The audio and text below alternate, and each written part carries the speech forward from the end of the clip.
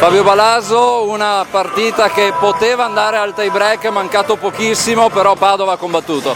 Sì, è mancato veramente poco, noi siamo stati lì punto su punto, noi siamo stati bravi sui fondamentali, soprattutto dei muro difesa, li abbiamo tenuti continuamente sotto e loro, hanno accelerato il terzo set e là si è vista la differenza. Poi comunque noi siamo stati bravi a rimanere sempre lì con la testa e basta, bravi noi. Quanto brucia non aver preso almeno un punto?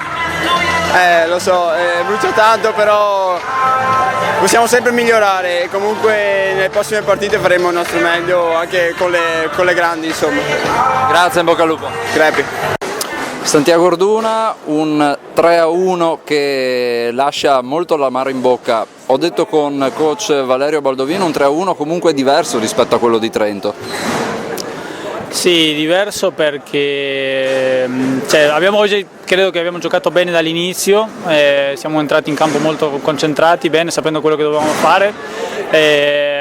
Poi in partita credo che il terzo set è quello che abbiamo giocato molto male, abbiamo sbagliato tanto, abbiamo perso un po' la testa, ma poi il quarto ci siamo ripresi alla grande e ci credevamo, avevamo il vantaggio di 4-5 punti, però in A1 in Superlega con una squadra così come Macerata non possiamo fare certi errori, abbiamo sbagliato tanto secondo me la gestione del contrattacco, abbiamo avuto 2, 3, 4 palle importanti che sono quelle che fanno la differenza, sono quelle che ti fanno arrivare al punto, dopo il punto 20 con un respiro in più, invece 22 pari, dopo il punto 20 Quanto Reina ha fatto quello che sa fare lui, ha fatto Quanto Reina e ha fatto la differenza, ha chiuso tutti i punti e noi ci lamentiamo. Grazie, in bocca al lupo. Crepi.